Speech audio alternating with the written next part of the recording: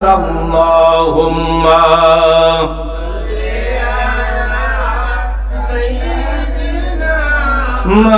مولانا محمد وعلى علي مولانا محمد ذكر قول لا إله إلا الله لا إله إلا الله لا إله إلا الله لا إله إلا الله لا إله إلا الله لا إله إلا الله الله الله الله الله الله الله الله الله الله الله الله الله الله الله الله الله الله Allah Allah karo banda Allah sara upay nai Allah Allah Allah Allah Allah Allah Allah Allah Allah Allah Allah Allah Allah Allah একবার তুমি ভেবে দেখো অন্ধকার কবরের কথা কেমনে গিয়া থাকবা তুমি অন্ধকার কবরে একা ওই কবরে আল্লাহ সারা ওই কবরে মাবুদ সারা সাথী আর কেউ হবে না আল্লাহ আল্লাহ কররে বান্দা আল্লাহ সারা উপায় নাই আল্লাহ আল্লাহ কররে বান্দা আল্লাহ সারা উপায় নাই আল্লাহ আল্লাহ আল্লাহ আল্লাহ আল্লাহ আল্লাহ আল্লাহ আল্লাহ আল্লাহ আল্লাহ আল্লাহ লা ইলাহা ইল্লাল্লাহু মুহাম্মাদুর রাসূলুল্লাহ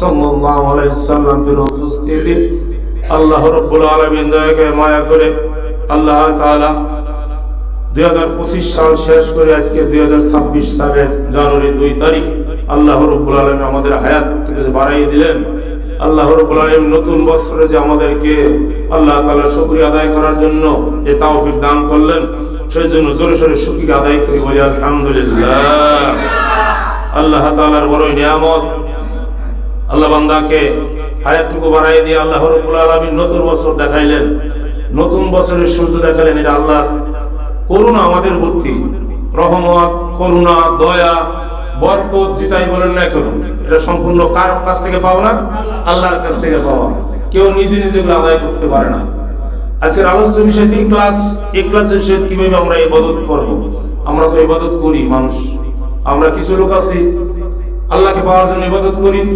কিছু লোক আছে মানুষ দেখানোর জন্য ইবাদত করি কিছু লোক আছে আমরা নিজের ইচ্ছা মতো ইবাদত করি নিজে যা মন চায় তাই করি আসলে না এভাবে ইবাদত করলে হবে না কারণ ইবাদত করতে হবে কার জন্য একমাত্র আল্লাহর জন্য আল্লাহ রাব্বুল আলামিন বলেন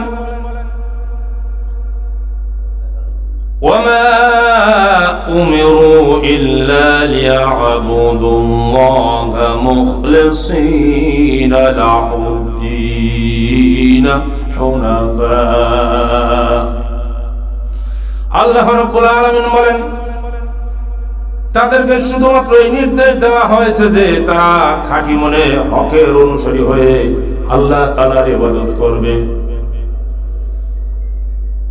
আল্লাহ রাব্বুল আলামিন হুনামা মানে খাঁটি মন দিয়া কিন্তু আমরা মানুষ খাঁটি মন দিয়ে আল্লাহর ইবাদত না কইরা মানুষকে লোক দেখানো ইবাদত করি যে ইবাদত আল্লাহর কাছে গ্রহণযোগ্য হবে না ইখলাসের সহিত ইবাদত করতে হবে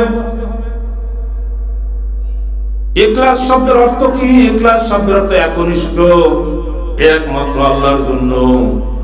এই ইখলাস নামে একটা সূরাও আল্লাহ রাব্বুল আলামিন কোরআনে পাকে নাযিল করেছেন। কুল হুয়াল্লাহু আহাদ, আছে না সূরা ইখলাস? ইখলাস মানে একনিষ্ঠভাবে কুল হুয়াল্লাহু আহাদ, আল্লাহ এক, আল্লাহু সামাদ, তিনি কারো মুখাপেক্ষী নন, সব এক, সব কিছুই এক। একাত্মবাদের সম্পর্কে এই সূরাটা নাযিল করা হয়েছে। তো ইবাদত বন্দেগী করতে হবে একমাত্র আল্লাহর জন্য, মানুষকে দেখানোর জন্য নয়। কিন্তু আমরা যে ইবাদত করি মানুষ দেখানোর জন্য যদি হয়, তাহলে সেই ইবাদত দিয়ে আর কোনো কাজ, কোনো ফল আশা করা যায় না। ইবাদত করতে হবে একমাত্র আল্লাহকে রাজি খুশি করার জন্য। কিন্তু আমরা মানুষের ইমানের ঘাটতি, ইমানের দুর্বলতার কারণে আসলে এটা হয়। বুড়া মানুষ দাড়ি চুল পাইকে গেছে, এখনো মরার চিন্তা আসে নাই। আমরা মনে কাছে অসুস্থ, তুমি দেখা যায় যে সাইড দোকানে যাই আমরা বসে বসে গল্প করতে ভালোবাসতেছি, অথচ মসজিদে আসতে পারি না। তার মানে ইমানের দুর্বলতা, ইমানের ঘাটতি। সন্তানের জন্য কি মায়া? এই যারা বিদেশ আছে তারা বুঝে যে নিজের পরিবার পরিজন সন্তানের জন্য কতটুকু দরদ। তো আপনি 22 আছেন দুনিয়াতে, দেখতে পারতেছেন না, ভিডিও কলে কথা বলেন, তারপরে মোবাইলে কথা বলেন, তারপরও আপনি থাকতে পারতেছেন না। আর অন্ধকার কবর এমন একটা জায়গা, এমন একটা মিশন, এমন এক করবার জীবন, আর কোনদিন ফোনে আর কথা বলা যাবে না, আর ভিডিও কলে আর কথা বলা যাবে না। কথা বললে, কথা না বললে বয়ান ওঠে না। আর বয়ান করতে হলে আপনার হাজার ইনস্ট্রাকশন দেন, ভিতর দিয়ে বাইরে বাইর করুন। এই স্টেশন মাইক, স্টেশন মাইকের ইনস্ট্রাকশন এইটুকু করা যাবে না, বিষ হইলে লাভ দিয়ে পরে বাইরে হাজার স্টেশনের কথা বলা যায় না। বা বক্তারে সাইজে দিলে তার মন মতো কিনা, এরপরে সময় একটু টিপ দিতে হবে যাতে সে পৌঁছে। ইনস্ট্রাকশনের বয়ান ভিতরে বাইর করা সম্ভব নয়। কারণ আমি যে কথাগুলো বলি, এই কথাগুলো আগে তো মুখস্থ করে আসি না, আমি খালি আয়াতগুলো দেখে দেখে আসি। এই পাঠাই কেডা? আল্লাহ পাঠায়। যদি বল বান্দারে জানাই দে আয়াতের শানি নজুল, আয়াতের ব্যাখ্যা বলে দে বান্দারে, বলে দে যে কবর জীবন এমন এক মিশন, এমন এক পরবার জীবন, ওই পরবাসে একবার ঢুকলে আর কোনোদিন ভিডিও কলে কথা বলা সম্ভব নয়। চিরতরের জন্য তোমার সাথে কানেক্ট বন্ধ হয়ে যাবে। তুমি আজকে বুড়ো হয়ে গেছো, দাড়ি চুল পাইকে গেল, এখনো তোমার মৌতের চিন্তা আসে না, আর কবে আসবে না জানি। তুমি জোয়ান বয়সে কি করছো? আল্লাহ তো সব দেখছে না আমরা জোয়ান বয়সে কি করছি। আল্লাহ যদি মাফ না করে, বান্দা হাসরের মাঠ থেকে যখন হিসাব নেবে আল্লাহ তাআলা বান্দাকে দাঁড়া কইরা একজন একজন কইরা, আচ্ছা ছোটার কোনো উপায় আছে বলেন? কোনো ছোটার উপায় নাই। বুড়ো বয়সে ইবাদত করতে মন চায় না, তাহলে জোয়ান বয়সে আমরা কি করছি, কতটুকু ইবাদত করছি? সেই জন্য এখন সময় আছে, চক্ষু দুটো খোলার চেষ্টা করি, অন্তরটা খুলে আল্লাহকে চিন্তা ভাবনা করার চেষ্টা করি। ইবাদত বন্দেগী একমাত্র করব আল্লাহর জন্য, ইখলাসের সহিত, মানুষকে দেখানোর জন্য নয়। মানুষকে দেখানোর জন্য ইবাদত করলে তোমার সেই ইবাদতে কোনো ফল আসবে না। নবী করিম সাল্লাল্লাহু আলাইহি সাল্লাম বলেন, বুখারীর প্রথম হাদিসটাই এসেছে ইখলাসের উপরে। নবীজি বলেন, ইন্নামাল আ'মালু বিন্নিয়াত, সকল কাজ নিয়তের উপর নির্ভরশীল। আপনি একটা ভালো কাজ করবেন, নিয়ত করছেন আমি টাকা থাকলে আজকে মসজিদে 500 টাকা দিতাম, কিন্তু আপনার পকেটে টাকা নাই। আপনি যে খালেজ দিলে একনিষ্ঠভাবে নিয়তটুকু করলেন, আল্লাহ তাআলা বলেন আমি বান্দার ওই নিয়তটুকু সহি হওয়ার কারণে 500 টাকা দান করার যে নিয়তের যে সওয়াব হবে আমি বান্দার আমলনামায় লিখে দেই। বলেন সুবহানাল্লাহ। এই জন্য নবীজি বলেন নিয়ত করে শুদ্ধভাবে, তোমার নিয়ত গুণী ফল পাইবা। নিয়ত যেভাবে হবে তোমার ফলটাও সেইভাবে হবে। আর নিয়ত যদি খারাপ হয় তোমার ফলটাও কিন্তু ভালো হবে না। সেই জন্য বুখারীর প্রথম হাদিসটাই শুরু হয়েছে ইখলাসের উপর ভিত্তি করে।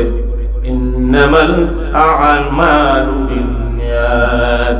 নিয়তটা পরিশুদ্ধ করো, বিশুদ্ধ করো বন্ধু, তাইলেই তোমার জীবনটা ভালো যাবে। তোমার কষ্টে করো, দুনিয়াতে সারা জীবন কষ্ট করে কামাই রোজগার করো, একটু ইবাদত বন্দেগী পাশাপাশি করার চেষ্টা করো। যদি ইবাদত বন্দেগী না করো, পর্দার অন্তরালের মা বোনেরা, দুনিয়াতে শুধু রান্না বাড়লা খাইলা, এই জন্য আল্লাহ তাআলা দুনিয়াতে পাঠায় নাই। তুমি একবার চিন্তা করো তোমার নানির দিকে, তোমার দাদির দিকে, তারাও তোমার মতো জোয়ান ছিল, এই দুনিয়াতে রান্না বাড়া করছে, খাইছে, সংসারী করছে, আজকের তারা দুনিয়াতে নাই। ও মা ও বোনেরা, তোমরা একদিন দুনিয়াতে থাকবা না, দুনিয়া থেকে চলে যাবা, এখনই সময় আছে ইবাদত বন্দেগী কইরা তোমার আমলনামাটা একটু ভারী করো। কারণ হাসরের মাঠে যার যত আমলনামা ভারী হবে, যার যত নেকি থাকবে আমলনামা ভারী হবে, সেই জান্নাতে যাবে। যার আমলনামা হালকা হয়ে যাবে, জান্নাতের আশা করা যায় না। আমল করি নাই, জান্নাতে যাইতে চাই, হবে? আমল কোরআন পড়ি নাই, কি নামাজটুকু না বললাম, সূরা ফাতিহাটাই তোমার হয় না, কি আমল করছি আর কিভাবে আমি এ দিয়ে আমি জান্নাতে যাওয়ার আশা করি? আমরা সবাই জান্নাতে যাইতে চাই, আমি তো বলি গেলি জান্নাতে যাবো, এই আশা সবাই করে। কেউ জান্নাতে জাহান্নামের আশা করে না, করে? পাগলেও করে না। পাগলে জিজ্ঞেস করে দিবেন, রাস্তার কাছে যে পাগল আছে ওরে জিজ্ঞেসবেন, ও জান্নাতে যাইতে চায়,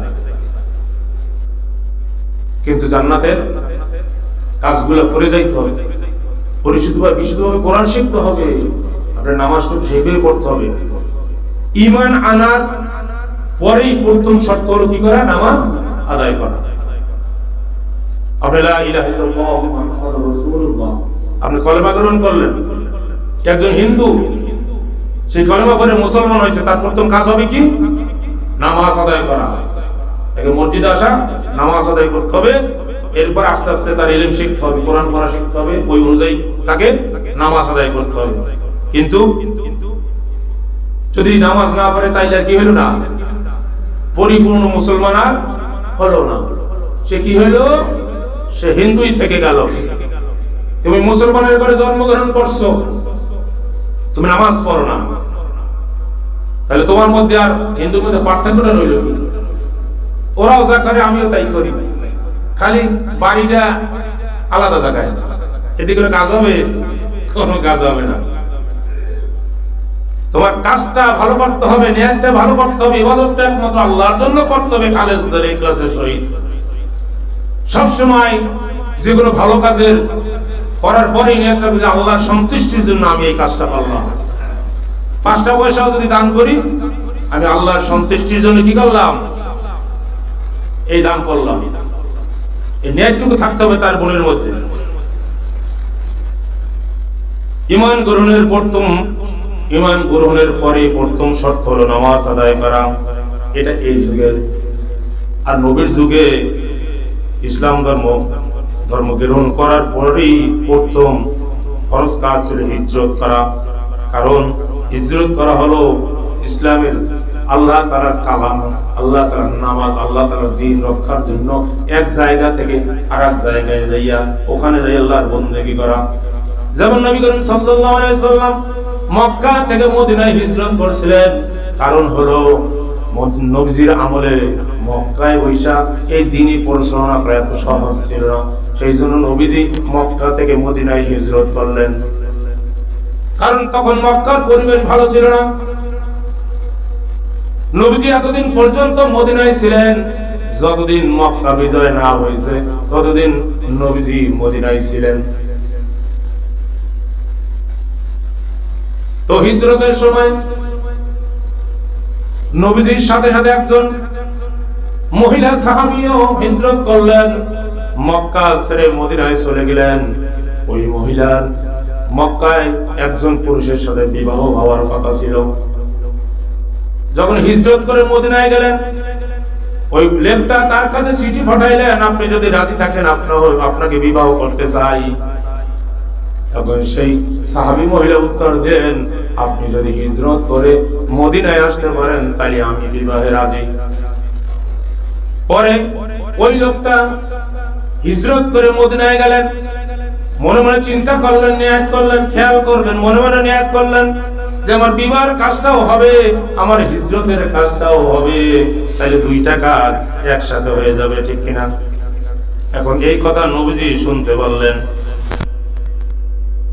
নবীজি যাইনে গেলেন, যে মুখে হিজরত করছে তার বিবাহের কাজও নিয়াইতেছিল। তখন নবীজি মেম্বারে দাঁড়াইয়া বললেন, নিশ্চয় সমস্ত আমল নিয়তের উপর নির্ভরশীল, আর তোমরা মানুষ যে নিয়ত করবে তেমন ফল পাবে। রাসূলুল্লাহ সাল্লাল্লাহু আলাইহি সাল্লাম বলেন, যেই ব্যক্তি হিজরতে দুনিয়ার কোন জিনিস লোভের আশায় কোন মহিলার সঙ্গে বিবাহের উদ্দেশ্যে তার হিজরতের ফলই মিলবে। সে উদ্দেশ্য কি ফল মিলবে? তার উদ্দেশ্য ছিল মহিলাকে বিবাহ করা। দুনিয়ার লোভ কি ছিল? দুনিয়ার লোভের কারণে হিজরত করছে, আর হিজরত করা ফরজ ছিল তখন। কিন্তু নবীজি যখন জানতে বললেন তোমার উদ্দেশ্য ছিল মহিলাকে বিবাহ করা, দুনিয়ার লোভ, তাহলে তুমি যেমন নিয়ত করছো ফলটাও তোমার তেমন হবে। তাহলে তোমার হিজরতে যে ফরজ ন্যায়, যে সওয়াবটুকু তুমি আর পাইলা না। সেই জন্য যত কাজ করতে হবে একমাত্র আল্লাহর রাজি খুশির জন্য। হাসরের মাঠে তিন শ্রেণীর লোককে আল্লাহ রাব্বুল আলামিন আল্লাহর দরবারে ডেকে ইখলাস সম্পর্কে জিজ্ঞাসা করবেন। কয় শ্রেণী? তিন শ্রেণীর লোক। এক নম্বরে হলো আলেম। এক নম্বরে কারা? আলেম কারা? হুজুর না। কারা?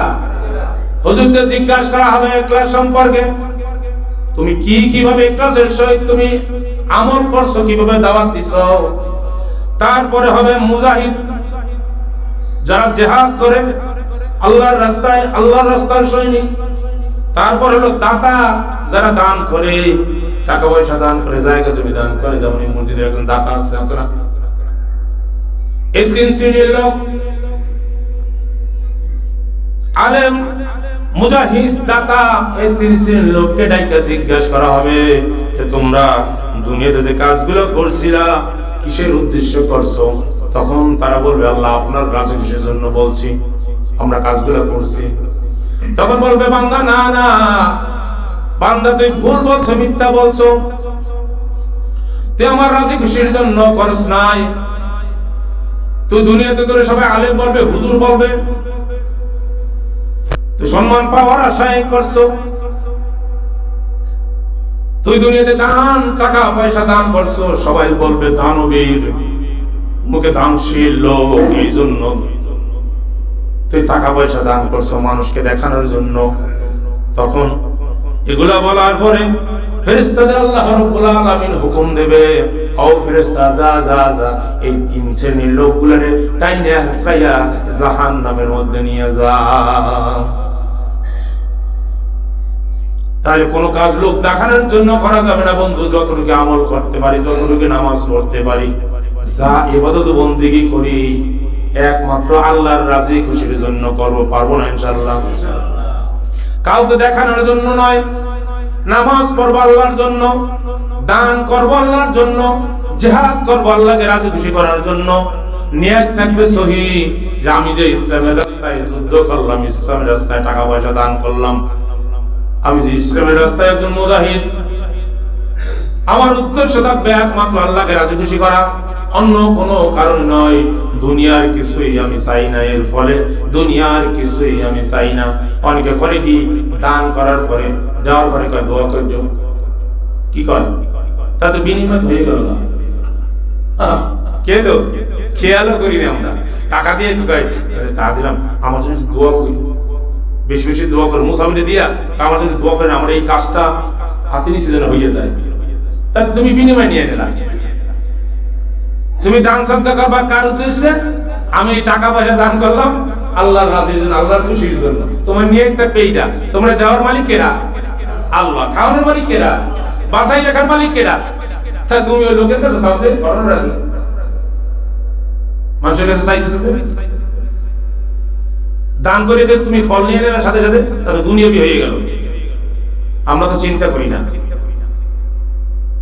সাবধান, এ থেকে আমরা কথায় কথায় শিরক করি, শিরকের গুনাহ মাফ হবে না।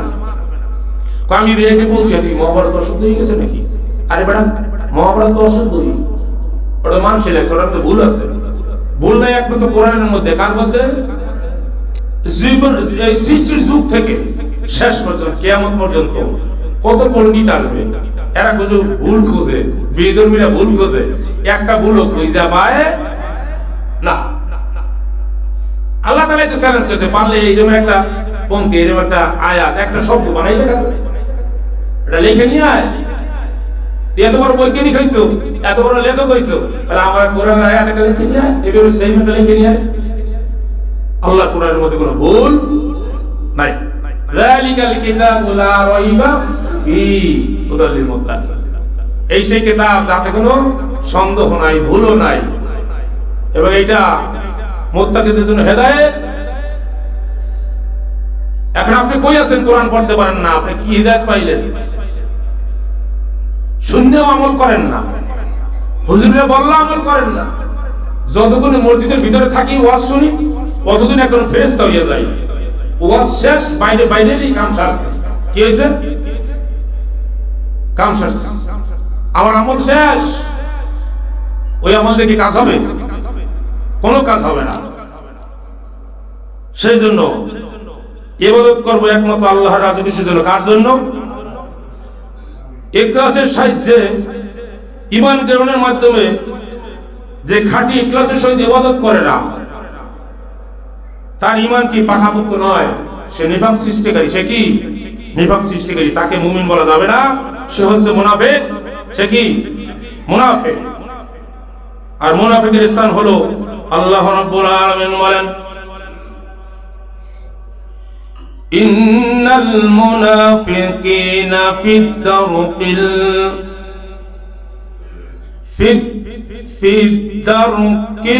আসফালি মিনান নার। মুনাফিকের জায়গা হলো জাহান্নাম। আবার জাহান্নামের মধ্যে কয়টা জাহান্নাম? 7টা জাহান্নাম। কয়টা? 7টার মধ্যে সর্বনিম্ন যে দোজখটা আছে, সেই দোজখেই, সেই জাহান্নামই হবে মুনাফিকের জায়গা। আর মুনাফিক কারা? মুনাফিক হলো হিন্দু না, না না। মুনাফিক হলো কাফের না, মুনাফিক হলো বৌদ্ধ না। মুনাফিক হলো কারা? মুনাফিক যারা বিধর্মী তারা না। মুনাফিক লুকাইয়া রয়েছে বন্ধুরে মুসলমানের ভিতরে। মুনাফিক কারা? সাবধান। এই জন্য তো নবীজি বলছেন, সকালবেলা তুমি মুমিন থাকবা, সন্ধ্যাবেলা কাফের হয়ে যাবা। সন্ধ্যাবেলা কাফের থাকবা, সকালবেলা মুমিন হয়ে যাবা। সাবধান মুসলমান, কথাবার্তা যা বলো একটু ভাববে চিন্তা করে।